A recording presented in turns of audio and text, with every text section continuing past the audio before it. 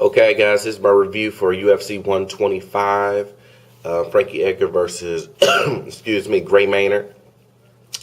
Let's first start off with the Clay Guida fight and Gomi fight. This fight was pretty interesting. Clay Guida kept the pace up like he always does.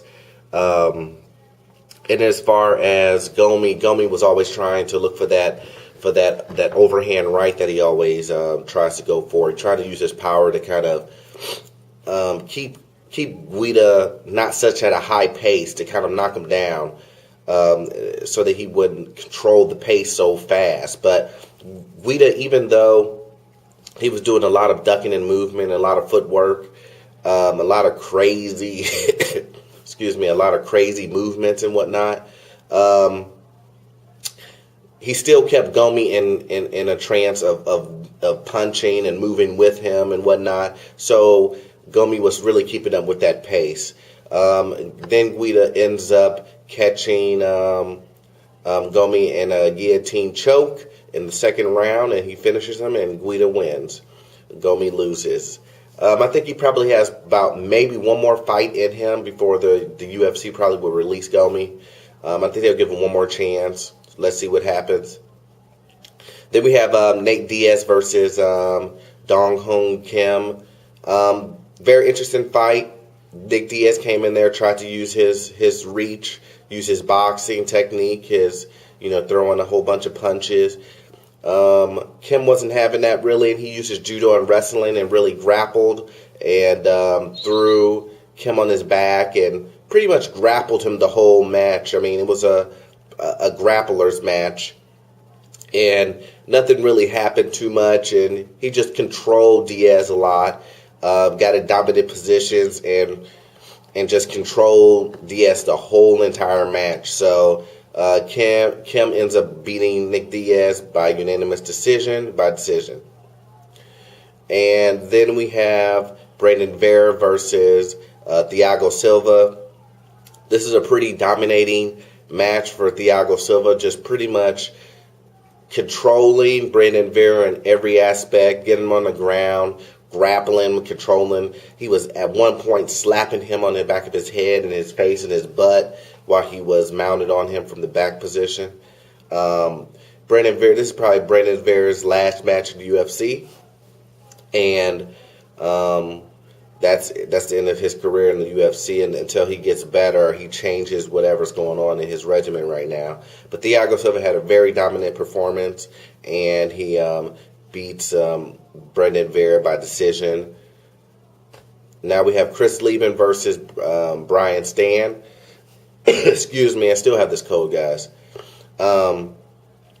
This was an interesting match because Lieben wanted Stan to really stand up with him and bang, because he likes to do that street fighting stuff, as far as just standing up. But what ends up happening was Stan has a lot more technique than Lieben. Lieben, is a wild puncher. Stan is a more, a boxer's stance and guarded punch and jab.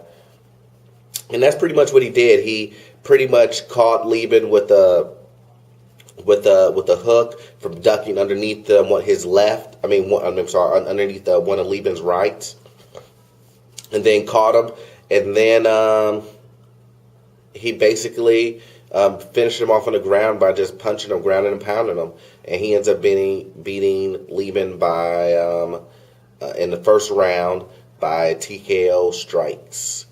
Then we have Edgar versus Gray. Gray Maynard. This was an interesting fight because Gray comes out there, not pretty much stuns, almost TKOs Edgar in the first round. Edgar does a wonderful recovery and basically recovers like nothing happened. He says he doesn't even remember the first round. Recovers just like it was nothing, and gets back into his regular boxing stance, good footwork, high-paced activity. And it goes back and forth. He wins second round, third round.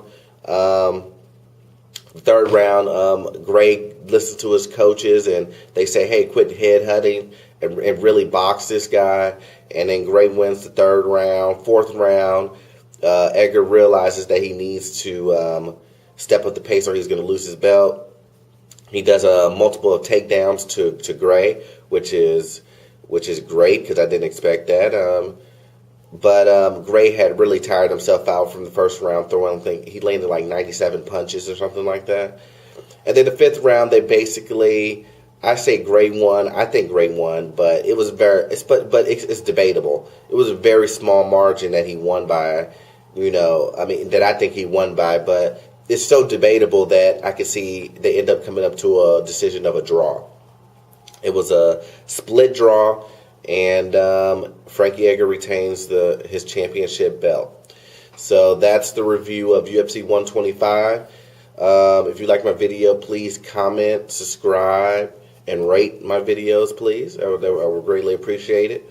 And sorry about my voice, guys. I just have a really bad cold and sore throat and whatnot. I'm just getting over this flu, so just excuse this, my voice and whatnot if it's hard to understand. So I'll see you guys next time on the predictions for UFC 126. See you guys later. Peace.